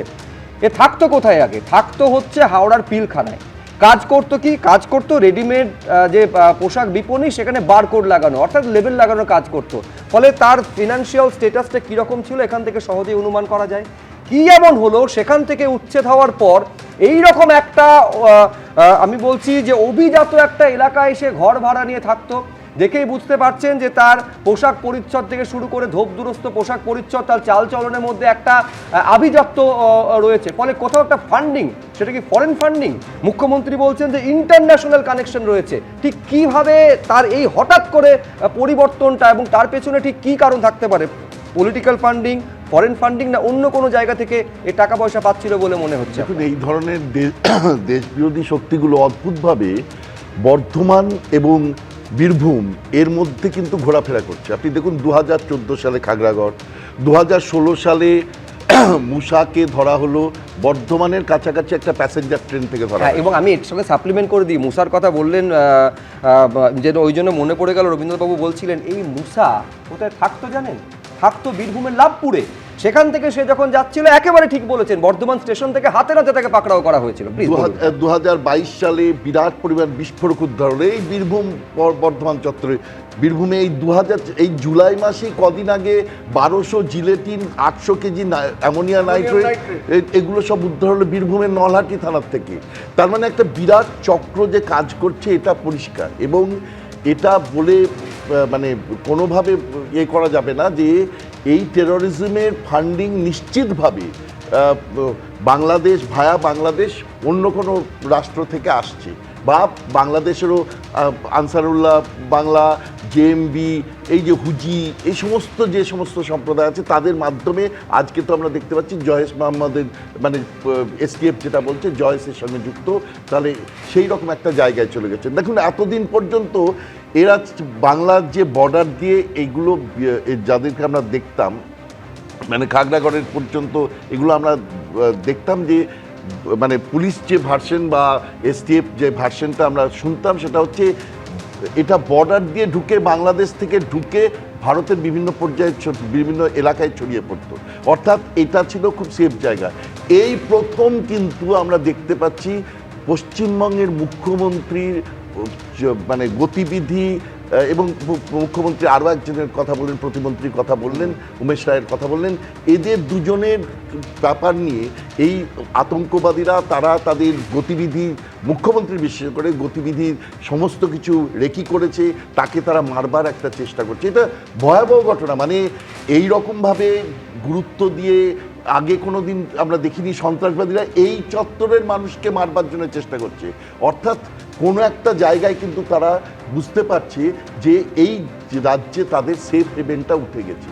এবং এখানে কিন্তু পরিষ্কারভাবে মাথায় রাখতে হবে যে এখানে মানে যে কথা বুদ্ধদেব ভট্টাচার্য বলেও পিছিয়ে গেছিলেন, খারিজি মাদ্রাসা মানে অবৈধ অনিয়ন্ত্রিত মাদ্রাসা তাদের বারবারন্ত হয়েছে। আমি নিয়ন্ত্রিত মাদ্রাসার কথা একবারও বলছি না, মানে রাজ্য নিয়ন্ত্রিত যে মাদ্রাসা আছে সেগুলো নিশ্চিতভাবে তারা পঠন পাঠন নিয়ে আগ্রহী, কিন্তু অবৈধ খারিজি যে সমস্ত মাদ্রাসাগুলো রয়েছে অনিয়ন্ত্রিত, রাজ্য সরকার যাদের উপর নজর রাখছে না বা নজর রাখে না, সেই মাদ্রাসাগুলো কিন্তু ভালো করে খতিয়ে দেখা দরকার তাদের সঙ্গে কিভাবে যোগ আছে। কারণ এই একদিকে মাদ্রাসা, তার সঙ্গে এই মানে আমি বলতে চাইছি অবৈধ মাদ্রাসা, এবং তার পাশাপাশি এই যে সোশ্যাল মিডিয়ায় সাংঘাতিকভাবে র্যাডিক্যালাইজেশন। ইনফ্যাক্ট আমার মনে পড়ে যাচ্ছে যখন খাগড়াগড়ের বিষয়টা সামনে এলো তখন শিমুলিয়া সহ একাধিক এইরকম আপনি যে সমস্ত মাদ্রাসার কথা বলছেন সেখানে কিভাবে জঙ্গি প্রশিক্ষণ হতো তদন্তে এই বিষয়গুলো উঠে এসেছিল। এবং সেটা কিন্তু আমি বলছি বিগত চিফ মিনিস্টার বুদ্ধদেব ভট্টাচার্য একবার বলেও বামফ্রন্টের চাপে পিছিয়ে এসেছিলেন। এটা ঘটনা যে খারিজি মাদ্রাসা বা অবৈধ মাদ্রাসা এর মধ্যে একটা বিরাট ভূমিকা আছে। এবং সোশ্যাল মিডিয়ার যে র্যাডিক্যালাইজেশন, সোশ্যাল মিডিয়ার উপর আমি বলছি না যে মানে সাধারণভাবে যারা কথা বলছে তাদের প্রতি নজর রাখার কথা বলছি, আমি বলছি এই যে ক্রস বর্ডার টেরোরিজমের যে র্যাডিক্যালাইজেশনের যে চক্কর চলছে এই সোশ্যাল মিডিয়ায়, সেইটা খুব ভালো করে দেখার জন্য আইটি সেল বানানোর দরকার পশ্চিমবঙ্গে। না হলে এটা কোনোভাবে এই আইটি সেল মানে আমার কোনো উদ্দেশ্য নয় যে পশ্চিমবঙ্গের মানুষ যে কথা বলছেন তার উপর নজর রাখুক, কিন্তু যারা এই ক্রস বর্ডার টেরোরিজম করছেন, যারা এই যে জয়সি মোহাম্মদের সঙ্গে যোগাযোগ করে একটা বিরাট বিস্ফোরণের চক্র করছেন বা করছেন, কারণ মুখ্যমন্ত্রীকে মারবার চক্রান্ত করছে, তাদেরকে কিন্তু প্রতি মুহূর্তে নজরে রাখা এখন ভীষণভাবে নেসেসারি, এটা দেখা যাচ্ছে। এবং এই স্লিপার সেল কিন্তু অনেক দূর ছড়িয়ে গেছে, এটুকু পরিষ্কার। মানে আমরা তো দেখুন টেরোরিজম থিওরি পড়ি, কিন্তু টেরোরিজমের যে কিভাবে কাজ করে সেটা এইটা দেখে বোঝা যাচ্ছে কি ভয়ঙ্কর ঘটনা। রেনেসা হচ্ছে একটা অভিজাত একদম রবীন্দ্রনাথ বাবু যা বলছেন যে অত্যন্ত ভয়ঙ্কর এই রেনেসা হাউজিং এ যারা ছিলেন অর্থাৎ বাসিন্দারা তারা রীতিমতো ভয়ে কাঁটা, কেউ আবার খবর শোনা মাত্রই আকাশ থেকে পড়েছেন, কারো মুখে আবার শোনা গেছে নিরাপত্তাহীনতার কথা। দেখুন, রীতিমতো আতঙ্কে ভুগছি। পাকিস্তানের জঙ্গি সংগঠন আইএসআই, সাজ্জাদ গ্রুপ যারা পুলওয়ামা অ্যাটাকের সঙ্গে যুক্ত, আপনাদের এই কমপ্লেক্সে এসে থাকছে, কি বলবেন বিষয়টা কতটা ভয়ের? ভীষণ ভয়ের। কেউ ভয়ে কাটা, কেউ বিশ্বাসই করতে পারছেন না, ভাবতেই পারছেন না তাদের আবাসনেই এতদিন ঘাঁটি গেড়েছিল এক জঙ্গি। এই হলো বর্ধমান শহরে ঢোকার মুখে অভিজাত রেনেসা টাউনশিপ। এখানেই 9 নম্বর রোহিণী ব্লকে 3 তলার RH9/2B নম্বর ফ্ল্যাটে ভাড়া থাকতো কুখ্যাত জঙ্গি হামিম মণ্ডল। বর্ধমানের অভিজাত রেনেসা টাউনশিপের ভেতর থেকে 24 বছর বয়সী যুবক হামিম মণ্ডলকে গ্রেফতার করলো বেঙ্গল এসটিএফ। তার বিরুদ্ধে অভিযোগ যে পাকিস্তানের যে জঙ্গি সংগঠন আইএসআই এবং আরো যে জঙ্গি সংগঠনগুলো রয়েছে সেগুলোর সঙ্গে তথ্য আদান প্রদান করত এই যুবক। এই মুহূর্তে আমরা রেনেসা টাউনশিপের মধ্যে রয়েছি। আমার সামনে যে টাওয়ার, যে বিল্ডিং আমরা দেখাচ্ছি 9 নম্বর বিল্ডিং, এই বিল্ডিং এর মধ্যেই থাকতেন হামিম মণ্ডল। বাবা মাকে নিয়ে থাকতেন। মাস 3 আগে ফ্যামিলি মেম্বারসদের নিয়ে বর্ধমানের এই অভিজাত এরিয়াতে তারা থাকতে শুরু করেন। ফ্ল্যাট নাম্বার RH9/2B যে ফ্ল্যাটের সামনে আমরা দাঁড়িয়ে রয়েছি, 3 মাস আগে এই ফ্ল্যাট ভাড়া নিয়ে হামিম মণ্ডল এবং তার পরিবারের সদস্যরা এখানে থাকতো। এই ছেলেটি বাড়ি থেকে বেরোতো, কখনো কখনো বেরোতে দেখেছি। মুভমেন্ট দেখে আপনার অ্যাকচুয়ালি কিছু বোঝা যায় না, তেমন অত ফেস দেখেও বোঝা যায়নি, সিম্পলি লাগতো। ভিতরে ভিতরে কি করছিল আমরা তো জানি না। বিল্ডিং এর সামনে 1-2 বার বাইক নিয়ে যেতে দেখেছি কোথাও বাইরের দিকে। কখনো মাকে নিয়ে বসিয়ে গেছে, নিজে গেছে, তো আমরা তো শকড। ধৃত জঙ্গি হামিম মণ্ডলকে ভাড়া বাড়ি পেতে সাহায্য করেছিলেন স্থানীয় এক ব্যক্তি। ভাড়াটা আমি দেখে দিয়েছিলাম, মাস তিনেক হবে, উনি বলে আমার দাদা শিফট করবে। আবাসন মানেই সুরক্ষিত, এই ভেবেই সকলে সেখানে থাকতে আসে, কিন্তু সেখানেই কিনা ছিল এক জঙ্গি, ভেবেই ভয়ে শিউরে উঠছেন আবাসিকরা। খাগড়াগড়ের ইনসিডেন্ট, সেখানেও দেখেছিলাম সেই ভাড়া, এখানেও জঙ্গি যোগ। তো স্থায়ী বাসিন্দারা এটা করতে পারে না, এটা ভাড়া ছাড়া হতে পারে না। রীতিমতো আতঙ্কে ভুগছি। এই ঘটনার পর ঘর ভাড়া দেওয়ার নিয়ম কানুন নিয়ে সরব হয়েছেন আবাসিকরা। এই রেন্ট নিয়ে কিন্তু আমাদের সমস্যা বরাবরই। বিভিন্ন ভাড়া আছে, এবার কি ধরনের মানুষকে ভাড়া রাখে, আমরাও আমাদের ওখানেও ভাড়া থাকে, কিন্তু আমরা বারবারই কর্তৃপক্ষকে বলি আমরা যে ডকুমেন্টস ছাড়া ভাড়া মানে দেওয়া যাবে না। স্থানীয় বাসিন্দাদের একাংশের দাবি, চুরি শুটআউটের মতো ঘটনা ঘটায় রেনেসা টাউনশিপে ঢোকার মুখে একটি পুলিশ ক্যাম্প করা হয়েছিল, সেই ক্যাম্পের অবস্থা এখন বেহাল। কয়েক বছর আগে এই রেনেসা উপনগরীতে ঘটা করে তৈরি করা হয়েছিল পুলিশ ক্যাম্প, কিন্তু স্থানীয় মানুষজন যেটা বলছেন যে এই পুলিশ ক্যাম্প আজকে জঙ্গলে ভর্তি। আজ থেকে 1 বছর আগেও এখানে ক্যাম্পে পুলিশ কর্মীরা থাকতেন, কিন্তু এখন কার্যত সমস্ত কিছুই পড়ে আছে, গোটা প্রেমিসেস জঙ্গলে ভর্তি হয়ে উঠেছে। এখানে আমাদের ডিআইজি আছে, এসপি আছে, অনেকে আছে, কিন্তু তারা থাকার পরেও এখানে আমরা নিরাপত্তাহীনতায় ভুগছি। এখানে কেউ কিছু চেক করে না যে কে আসছে কে যাচ্ছে, কোনো সিকিউরিটি গার্ডরা কোনো গাড়ি নাম্বার চেক করা বা কিছু করে না। নিরাপত্তার খোঁজে যেখানে আসা, আপাতত সেখানকার বাসিন্দাদের গ্রাস করেছে নিরাপত্তাহীনতা। ময়ূক ঠাকুর চক্রবর্তী ও কমল কৃষ্ণদের রিপোর্ট, এবিপি আনন্দ।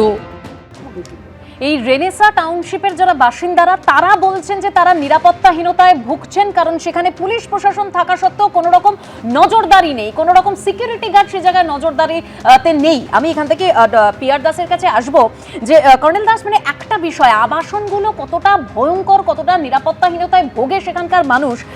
মনে পড়ে যাচ্ছে সেই নিউ টাউনের সাপরজি সুখবৃষ্টির কথা। সেখানে পাঞ্জাবের কুখ্যাত গ্যাংস্টার জয়পার ভুল্লার তিনি এই আবাসনে লুকিয়েছিল, গুলি চলেছিল, সেটা 2021 সালের 9 জুন। এবার এই যে আবাসনের নজরদারিতে বা এই যে জঙ্গিরা যারা লুকিয়ে থাকছে আমার আপনার সঙ্গে একেবারে প্রতিবেশীদের মতো, তো তাদেরকে খোঁজার জন্য কিছুক্ষণ আগে আপনি সেই এনসিটিসির কথা বলছিলেন, সেটা কতটা গুরুত্বপূর্ণ? দেখুন, এনসিটিসি হচ্ছে প্রিভেন্টিভ। এনসিটিসি আপনার অ্যাকশনেবল ইন্টেলিজেন্স পেয়ে যাবে সারা ভারতবর্ষ জুড়ে, ওটা গ্রেট। এটা ইউপিএ 2 গভর্নমেন্ট চিদম্বরম খুব স্ট্রংলি রেকমেন্ড করেছিল এটা ইমপ্লিমেন্ট করতে। তারপরে যখন এনডিএ 1 আসলো, ওরা ইমপ্লিমেন্ট করতে গেল, তখন 6টা রাজ্য লিড নিল আমাদের পশ্চিমবঙ্গ, তামিলনাড়ু, কেরালা, তারপরে কর্ণাটক, অন্ধ্র, আরও 2টো স্টেট আছে, মহারাষ্ট্র তো ওদের তখন ছিল মহারাষ্ট্র। ওরা বললো যে এনসিটিসির এই ফর্মে আমরা অ্যাকসেপ্ট করব না। এনসিটিসি হচ্ছে 10,000 অফিসার, তাতে অন ডেপুটেশন আসবে, তাদের পার্মানেন্ট ক্যাডার করে দেবে, তারা বিভিন্ন জায়গায় ডিপ্লয়েড হবে এবং তাদের 24 ঘন্টা কাজ এই যে নজরদারি রাখা, ওই মিলিটারি, পটেনশিয়াল মিলিটারি।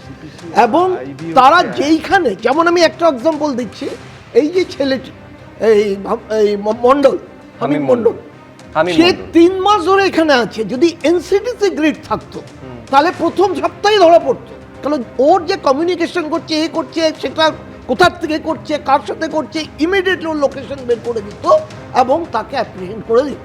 কিন্তু এটা ভাগ্য ভালো, ও এখনও সেইটা প্ল্যানটা ইমপ্লিমেন্ট করতে পারেনি, সেই প্রসেসে ছিল, নাহলে হয়তো আবার এটা বিরাট একটা দাঙ্গা টাইপ জিনিস হয়ে যেত, যেটা ইন্দিরা গান্ধী হত্যার পরে হয়েছে।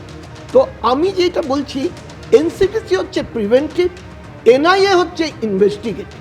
এখন এনসিটিসিটাকে সব রাজ্যকে অ্যাকসেপ্টেড করে এইটাকে ইমিডিয়েট ইমপ্লিমেন্ট করা উচিত।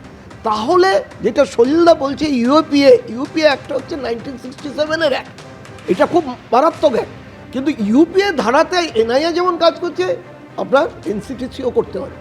আমেরিকা সেই 9/11-এর পরে এখনও সেফ, কারণ ওরা এনসিটিসির ধাঁচে ওই গ্রিড করেছে সারা দেশে, এবং আজ পর্যন্ত সেরকম কোনো মিলিটেন্সি হয়নি ওখানে। ওখানে নানান রকম রিফিউজি এসছেন, নানান রকম ল অ্যান্ড অর্ডার প্রবলেম হচ্ছে। কিন্তু আমরা যদি এই যে জিনিসগুলিকে ল অ্যান্ড অর্ডার বলি, তাহলে কিন্তু আমরা ভুল করছি। এটা একটা প্রক্সি ওয়ার, ছায়াযুদ্ধ, এবং এই ছায়াযুদ্ধকে যুদ্ধের মতো করে ব্যবহার করতে হবে। মিলিটেন্ট যতটা ইন্টেলিজেন্ট, তার থেকেও বেশি ইন্টেলিজেন্ট হয়ে তাদের তাতে হচ্ছে কি, কোনো সম্প্রদায়ের নির্দোষী লোক মানে মুখ একেবারে দেখুন, আমি এবার আমাদের পয়েন্ট অফ ভিউ থেকে বলি, এইরকম পরিস্থিতিটা যতটা জঙ্গিদের ক্ষেত্রে বা যারা এই দেশে এই রাজ্যে নাশকতা ঘটাতে চায় তাদের পক্ষে যতটা ইতিবাচক, আমাদের পক্ষে ততটা আতঙ্কের। মানে যতটা নিরাপদ আশ্রয় এই রাজ্য জঙ্গিদের কাছে আমাদের ক্ষেত্রে, কারণ তারা আমার আপনার মতন সাধারণ মানুষের মধ্যে মিশে থাকবে, অথচ আমরা টের পর্যন্ত পাবো না। আমি এইখানে সলিল ভট্টাচার্যের কাছে আসবো। সলিলদা, একটা বিষয় বলা হয়, যেভাবে এইখানে আমরা দেখালাম এই রেনেসাঁ টাউনশিপে প্রচুর এরকম গগনচুম্বী অট্টালিকা রয়েছে, অভিজাত এলাকা রয়েছে, যেখানে খুব স্বাভাবিক কারণে প্রচুর মানুষ ভাড়া থাকেন। আমাদের এই শহর বা নিউ টাউন, সল্টলেক এরকম প্রচুর দেখতে পাবেন। একটা ধরুন সতর্কতামূলক প্রচার প্রশাসনের তরফে করা হয় যে যেন এগ্রিমেন্ট করা হয়, যাবতীয় তাদের যা নথিপত্র সেগুলো যেন খতিয়ে দেখা হয়। আপনি সেটার মধ্যে যে ফেক নেই আপনি বুঝবেন কি করে? এই রাজ্য ধরুন যেখানে আধার কার্ড, ভোটার কার্ড, প্যান কার্ডের জাল শংসাপত্রে ছেয়ে গিয়েছে, কার্যত কুটির শিল্পে পরিণত হয়েছে, সেখানে ওই ফেক আইডেন্টিটি কার্ড দিয়ে যে আমাদের রাজ্যে বা কোথাও একটা সে ঘর ভাড়া নিচ্ছে না, তার নিশ্চয়তা কোথায়? সাদরাটির কথা আপনাদের এখনো মনে আছে, এই সাদরাটি মুর্শিদাবাদে তার দুটো ছিল ভোটার কার্ড, নদার হরিদ্বারপুরা। ডকুমেন্ট তো এখানে ফেক ডকুমেন্টই অর্ডার অফ দ্য ডে। আমায় বলছো? হ্যাঁ, আপনাকেই বলছি। আরে তুমি তো সাদরাদি আছে জাভেদ মুন্সি, সাদরাদিকে ধরতে চলে এলো তোমার আসাম পুলিশ, তার হরিহরপাড়া আর নওদা দু জায়গার ভোটার সে, এবং আলটিমেটলি দেখা গেল টেররিস্ট। জাভেদ মুন্সি, কাশ্মীর পুলিশ চলে এলো ক্যানিং এ, যে ৯/১১ যে মেইন কনস্পিরেটর, তার ছেলের হচ্ছে শিষ্য। এই ফেক ডকুমেন্ট গুলো অরিজিনাল হিসাবে ভাড়া নেওয়ার ক্ষেত্রে যদি কেউ ব্যবহার করে, আপনি বলুন ল্যান্ডওনার বুঝবেন কি করে ফিক্স আপ করবেন? আপনি বলুন। আপনি এনসিপিসি যেটা বললেন সেটা that is equivalent to intelligence branch, that is equivalent to SIB, government of India. আপনি একটু দেখে নেবেন। না, আমি ঠিক আছে, বাট প্রিভেন্টিভ অ্যাকশনের সঙ্গে আপনি যদি ইনভেস্টিগেশনে আপনি একটা এক্সেম্পলারি অ্যাকশন নিতে পারেন, কনভিকশন, যেমন খাগড়াগড়ে 21 জন লোকের কনভিক্টেড হয়েছে ফর 29 ইয়ার্স রিগোরাস ইমপ্রিজনমেন্ট। এইটাই তো একটা বার্তা যায়। এবং এর সঙ্গে সঙ্গে প্রিভেন্টিভ মেজার যেটা বলছেন that is also equally important. এইবার আমার কথা হলো, দেখো এইটাকে স্টপ করতে গেলে তোমাকে কিন্তু এই পাকিস্তান মিলিটেন্ট যারা আছে আর আইএসআই যেটা আছে, এটা নিয়ে কিন্তু গভর্নমেন্ট অফ ইন্ডিয়াকে ভাবতে হবে। আগে প্রচুর পোরাস বর্ডার ছিল, এখন এই প্রেজেন্ট ইনকামবেন্ট গভর্নমেন্ট আমাদের তারা জায়গা দিয়েছে, সব কিছু দিয়েছে, কিন্তু তা সত্ত্বেও কিন্তু ইনফিল্ট্রেশন কিন্তু হচ্ছে। এই নজরদারিটা যদি না রাখা হয় তাহলে কিন্তু এরম ভাবে এই নজরদারি আরো বাড়াতে হবে। দেখুন, যেখান থেকে এই হামিম মণ্ডলকে গ্রেপ্তার করা হয়েছে সেখান থেকে খাগড়াগড়ের দূরত্ব ৩ কিলোমিটারেরও কম, যেখানে 2014 সালে ভয়াবহ বিস্ফোরণ ঘটে। শুধুমাত্র বর্ধমানেই নয়, পশ্চিমবঙ্গের নানা প্রান্তে একের পর এক জঙ্গি কিংবা তাদের লিঙ্কম্যান গ্রেপ্তার হয়েছে এর আগে। দেখুন, পুলওয়ামা জঙ্গি হামলার অন্যতম চক্রী সাজ্জাদ ভাটের ঘনিষ্ঠ কুখ্যাত জঙ্গি হামিম মণ্ডলকে বর্ধমান শহর লাগোয়া রেনেসাঁ টাউনশিপের একটি ফ্ল্যাট থেকে গ্রেপ্তার করেছে রাজ্য পুলিশের এসটিএফ, যেখান থেকে খাগড়াগড়ের দূরত্ব ৩ কিলোমিটারেরও কম। সেই খাগড়াগড় যেখানে ১২ বছর আগে 2014 সালের ২রা অক্টোবর ভয়াবহ বিস্ফোরণ হয়। উঠে আসে বাংলাদেশের জঙ্গি সংগঠন জামাতুল মুজাহিদিন বাংলাদেশ বা জেএমবির নাম, যাদের সঙ্গে বাংলাদেশে অত্যন্ত শক্তিশালী ও সক্রিয় জঙ্গি সংগঠন আনসারুল্লাহ বাংলাদেশের টিমের সম্পর্ক অত্যন্ত জোরালো। আর এখানেই বর্ধমানের নাগরিকরা প্রশ্ন করছে, তাহলে কি আস্তে আস্তে এই বর্ধমান জঙ্গিদের আশ্রয়স্থলে পরিণত হচ্ছে? এটা আতঙ্কের ব্যাপার। এর আগেও খাগড়াগড় কাণ্ড শুনেছি যে জঙ্গি, বর্ধমান থেকে শুনেছি জঙ্গি ধরছে। এটা একটা কেমন আতঙ্ক লাগছে যে বর্ধমান কি তাহলে জঙ্গিদের আশ্রয়স্থল হয়ে যাচ্ছে? সিকিউরিটি টাইট না থাকার জন্য এটা হচ্ছে। খাগড়াগড়ের ইনসিডেন্ট, সেখানেও দেখেছিলাম সেই ভাড়া, এখানেও জঙ্গি যোগ। তো স্থায়ী বাসিন্দারা এটা করতে পারে না, এটা ভাড়া ছাড়া হতে পারে না। রীতিমতো আতঙ্কে ভুগছি। শুধুমাত্র বর্ধমানেই নয়, পশ্চিমবঙ্গের নানা প্রান্তে একের পর এক জঙ্গি কিংবা তাদের লিঙ্কম্যান গ্রেপ্তার হয়েছে এর আগে। 2020 মার্চে উত্তর 24 পরগনা থেকে তানিয়া পারভিনকে গ্রেপ্তার করে পশ্চিমবঙ্গ পুলিশের এসটিএফ, যার সঙ্গে পাকিস্তানের একাধিক লস্কর জঙ্গির পরিচয় ছিল বলে এনআইএ সূত্রে খবর। বর্ধমান একটা আইসোলেটেড জায়গা নয়, বিভিন্ন জায়গায় এদের মডিউল ছড়িয়ে আছে। এই যে এরা কিন্তু বাড়ি ভাড়া নিয়ে কাজ করে। সুতরাং আমাদের হচ্ছে যে এদের নজরদারি, আমাদের influence both the state and central তাদের দায়িত্ব হচ্ছে এই সব মডেলগুলো দেখা আমাদের দায়িত্ব। এখানে অনেক এদের সিস্টার অর্গানাইজেশন রয়েছে যারা এদের মদত দেয়, সে আহলে হাদিসই হোক বা তকবীর জামাতি হোক, আগেও দেখেছি এখনও দেখছি। অপারেশন প্রভাতে অসম পুলিশ এসে মুর্শিদাবাদ থেকে গ্রেপ্তার করে নিয়ে গেছে আনসারুল্লাহ বাংলা টিমের জঙ্গিদের। এমনকি যে 7 রাডিকে অসম পুলিশ কেরল থেকে গ্রেপ্তার করেছিল সে 10 বছর ধরে ছিল মুর্শিদাবাদে। কখনো আবার কাশ্মীর পুলিশের তথ্যের ভিত্তিতে দক্ষিণ 24 পরগনার ক্যানিং থেকে ধরা পড়েছে জঙ্গি। গোয়েন্দা সূত্রে দাবি, জাভেদ আহমেদ মুন্সিকে এ রাজ্যে পাঠিয়েছিল পাকিস্তানি জঙ্গি সংগঠন লস্কর-ই তৈবার হ্যান্ডলাররা। 2023 সালে ভুয়ো পরিচয়পত্র তৈরি করে ভারতে অনুপ্রবেশের অভিযোগে 4 জন বাংলাদেশি নাগরিককে গ্রেপ্তার করে গুজরাট এটিএস। তারা প্রত্যেকেই আল কায়দা জঙ্গি সংগঠনের সঙ্গে যুক্ত। তদন্তে উঠে আসে পশ্চিমবঙ্গ থেকেই তাদের ভুয়ো পরিচয়পত্র তৈরি করা হয়েছিল। পরিচয় গোপন করে তারা গুজরাতের আহমেদাবাদে গিয়ে থাকছিল। এছাড়া বীরভূম থেকে 2 জন ও দক্ষিণ 24 পরগনা থেকে 1 জন সন্দেহভাজন জেএমবি জঙ্গিকে ধরেছে রাজ্য পুলিশের স্পেশাল টাস্ক ফোর্স। আমি প্রথম একবার যখন আমি আগে নিউটনে বসতে এসেছিলাম তখন একটা চিঠি আমি পাঠিয়েছিলাম চিফ সেক্রেটারিকে, যে খুব ভালো লাগছে দেখতে আমাদের, কিন্তু আমাদের সিকিউরিটিটা কোথায়। আজকে যেটা হয়েছে, আজকে নিউ টাউনে যত ধরনের হোর্ডিং, পালিয়ে লুকিয়ে থাকা কিংবা ওপারের সঙ্গে যোগাযোগ রাখা, এই জিনিসগুলো কিন্তু যতক্ষণ না আমরা খুব স্ট্রিক্টলি এদের ডিল করব তারপরে কিন্তু আমাদের হাতের বাইরে চলে যাবে। সব মিলিয়ে একের পর এক জঙ্গির গ্রেপ্তারিতে পশ্চিমবঙ্গের নিরাপত্তা নিয়ে বাড়ছে উদ্বেগ। কমল কৃষ্ণ দে, ঐশী মুখোপাধ্যায় ও ঝিলম করঞ্জাইয়ের রিপোর্ট, এবিপি আনন্দ। মানে সায়ন্তনদা, জায়গা হচ্ছে নিরাপত্তার ক্ষেত্রে, তো সেক্ষেত্রে এই যে পশ্চিমবঙ্গের নানা প্রান্ত থেকে একের পর এক জঙ্গি বা লিঙ্কম্যানদের যে গ্রেপ্তার হওয়া, এই যে বং কানেকশন, এতে তো আতঙ্ক বা উদ্বেগ দুটোই বাড়ছে। আমি দেখলাম আপনারা যে আর্কাইভ দেখালেন গত 4-5 বছরের চিত্র, শুনুন 2000 সালেও গ্রেপ্তার হয়েছে। 2000 সালে এখানে যে বিষয়টা আসলো, প্রয়াত মুখ্যমন্ত্রী বুদ্ধদেব ভট্টাচার্য তৎকালীন স্বরাষ্ট্রমন্ত্রী শ্রী লালকৃষ্ণ আডবাণীজিকে বলেছিলেন যে সীমান্ত এলাকার মাদ্রাসাগুলোর দৌরাত্ম্য বন্ধ করুন, এইটা বলেছিলেন। তার জন্য তার পার্টি তাকে এক প্রকার সেন্সার করে। কিন্তু কেন বলেছিলেন? কারণ 2000 সালে গ্রেপ্তার হয়েছে, 2001-এ টেনর মডিউলগুলো ভেঙে দেওয়ার চেষ্টা হয়েছে, তখন এনআইএ ছিল না, তখন পশ্চিমবঙ্গ পুলিশই করেছে, তখন কলকাতা পুলিশের এসটিএফ করেছে। কলকাতা পুলিশের এসটিএফ সেই সময় তৈরি হয়েছিল, সুনীলদা এখানে আছেন, ঠিক সময় তারা এই সময় করেছে এই কাজগুলো। এবার এই যে এখানে এতক্ষণ আলোচনা হলো যে এরা করতো কি, এরা পরিচয়পত্র পায় কোথা থেকে? লোকাল যারা ওই সময় পঞ্চায়েত প্রধান, পঞ্চায়েতের নেতা, তারা পরিচয়পত্র বানিয়ে দেয়, বার্থ সার্টিফিকেট পরিচয়পত্র বানিয়ে দেয়, তার ভিত্তিতে এরা থাকে।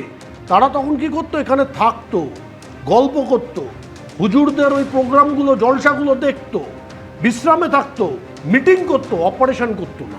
অপারেশনের দিকে তারা ভাবতো না। তারা কি ভাবতো, 2007-এ মুম্বাইয়ের টেরর অ্যাটাক, ট্রেনে ধরা পড়লো কোথা থেকে? কলকাতা থেকে একজন অপরাধী কলকাতা থেকে ধরা পড়লো 2007-এর মুম্বাইয়ের টেরর ব্লাস্ট। এখানে তারা তখন করেনি। যখন সরকারের পরিবর্তন হলো 11-তে, এর গ্র্যাভিটিটা আরও বেড়ে গেল। তখন তারা এখানে কিছু অপারেশন করার কথা ভাবলো, কারণ তখন তাদের মনে হলো যে আমাদের যে গ্রেটার বাংলা করার পরিকল্পনা সেটা আবার সার্থক হতে পারে। কারণ এখানকার মুখ্যমন্ত্রী বলছেন যে এই খাগড়াগড়ের বিস্ফোরণ করিয়েছে, যেটা ভারতবর্ষের কোনো মুখ্যমন্ত্রী বলে না। কট্টর বিজেপি বিরোধী কোনো মুখ্যমন্ত্রী বা কংগ্রেসের বলে বিজেপির কোনো মুখ্যমন্ত্রী, কেন্দ্রে যখন কংগ্রেস সরকার, এভাবে কে ব্লেম করে না। আমার রাজ্যের মুখ্যমন্ত্রী বলেছিলেন, তার জন্য এদের সাহস বেড়ে গেল।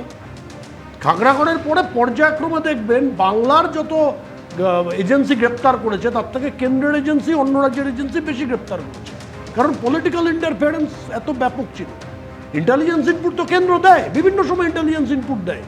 এবার লোকাল যে এজেন্সিগুলো আছে তারা কতটা কী করবে।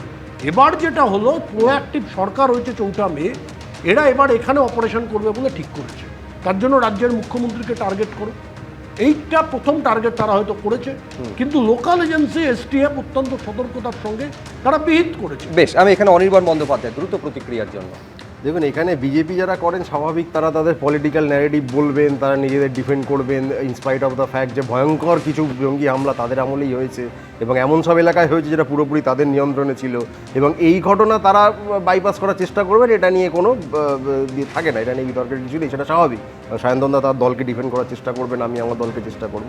কিন্তু মজাটা হচ্ছে প্রাক্তন অমুক প্রাক্তন তমুকদের নিয়ে যারা ভেতরে বিজেপি কিন্তু বাইরে যেটা স্বীকার করতে লজ্জা পায়, এটা তারা ভুলে যায় যে এক্ষুনি প্রিভেন্টিভ মেজার ইত্যাদি আমরা ভালো ভালো জিনিস শুনছিলাম, এটা হওয়াই উচিত প্রিভেন্টিভ। কিন্তু পুলওয়ামার ক্ষেত্রে ধরুন 11টা ইন্টেলিজেন্স ইনপুট, 11 ইন্টেলিজেন্স ইনপুটকে পুরোপুরি ডিনাই করা, ইগনোর করা হয়েছিল। এবং তারপরে যখন সেখানকার রাজ্যপাল সত্যপাল মালিক বলেছিলেন যে একটা হেলিকপ্টার দিন কারণ এখানে সিকিউরিটির রিস্ক আছে, তখন সেটা অ্যালাউ করা হয়নি। এখানে সেনা জওয়ানদের প্রাণ গেছে, কিন্তু সেটা নিয়ে প্রাক্তন অমুক প্রাক্তন তমুকদের কোনো চিন্তা নেই। তারা তখন আর প্রিভেন্টিভ মেজার কেন হলো না, কেন নরেন্দ্র মোদী ডিনাই করলেন, রাজনাথ সিং ডিনাই করলেন হেলিকপ্টারটা, সেসব নিয়ে তাদের কথা নেই। আচ্ছা, পেহেলগাম অ্যাটাক, যেখানে 24 ঘন্টা সেনাবাহিনী নিরাপত্তায় মোড়া থাকা এলাকা থাকার কথা, ঠিক ওই অ্যাটাকের দিন কোনো একটা অদ্ভুত কারণে সেখানে কোনো সিকিউরিটি ছিল না, সেখানকার যারা টুরিস্ট তারা সেখানে ছিলেন না, কেন যারা অ্যাটাক করলে করে আবার সেখান থেকে চলেও গেলেন, বলা হয় বর্ডার অনির্বাণ অতীতের উদাহরণ এনে কোথায় কি অ্যালাউ করা হয়নি সেই দৃষ্টান্ত তুলে ধরছিল। কিন্তু আমি এইখানে দর্শকদের সামনে রাখবো আরেকটা ঘটনা যেখানে অ্যালাউটা করা হয়েছিল দুর্নীতি করতে, এবং অ্যালাউ করা হয়েছিল বলে বীরভূমের বেতাজ বাদশাহে হয়ে উঠেছিল। বলছি টুলু মণ্ডলের প্রসঙ্গ। এই টুলু মণ্ডল ওরফে মোহাম্মদ নাজিবউদ্দিন, তার প্রাসাদে প্রচুর পরিমাণে সোনা, রূপো, নগদের হদিশ পাওয়া গিয়েছে, বেশ কিছু নথিও উদ্ধার হয়েছে। বোলপুর থেকে এই টুলু মণ্ডলের ঘনিষ্ঠকে পাকড়াও করা হয়েছে এবং তাকে জিজ্ঞাসাবাদও চলছে। শেকেরডা গ্রাম, সেখানে টুলু মণ্ডলের আরও এক ম্যানেজারের বাড়িতে এদিন তল্লাশি চালিয়েছে পুলিশ। কোথায় কোথায় পুলিশের রেডে কি কি মিলল দেখুন।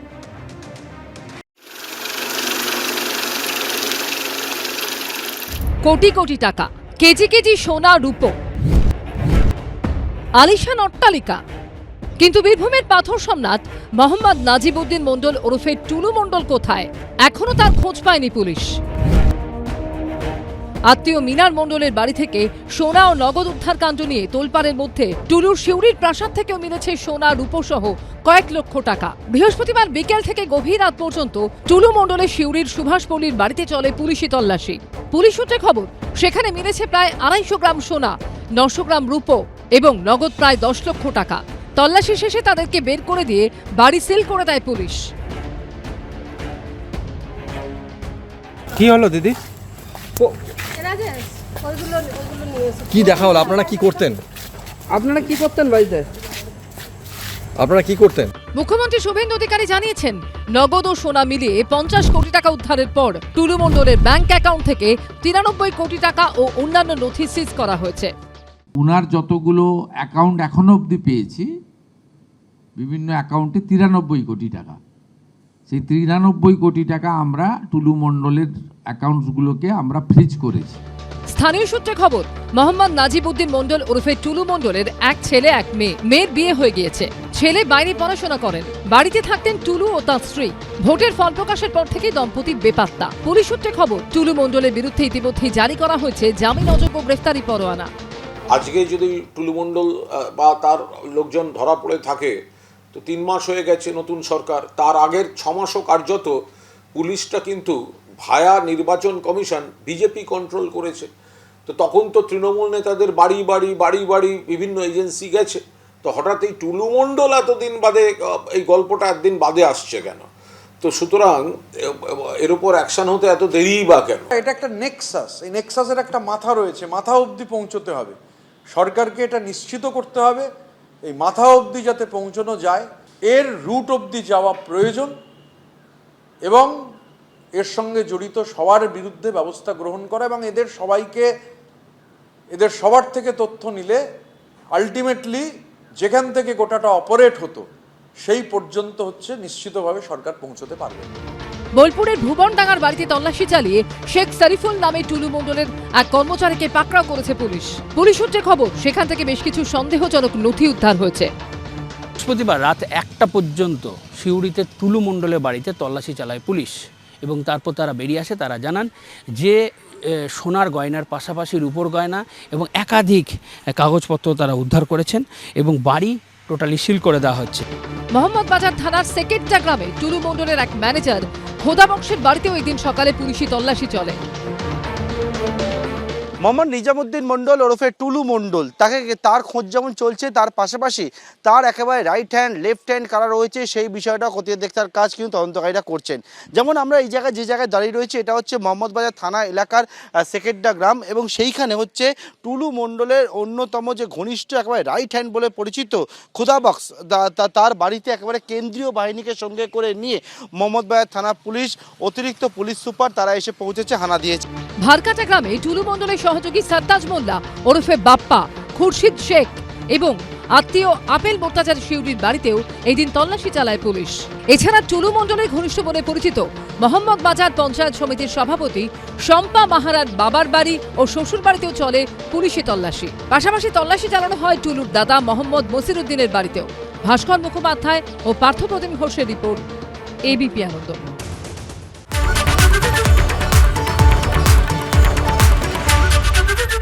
এবিপি আনন্দ, এগিয়ে থাকে, এগিয়ে রাখে।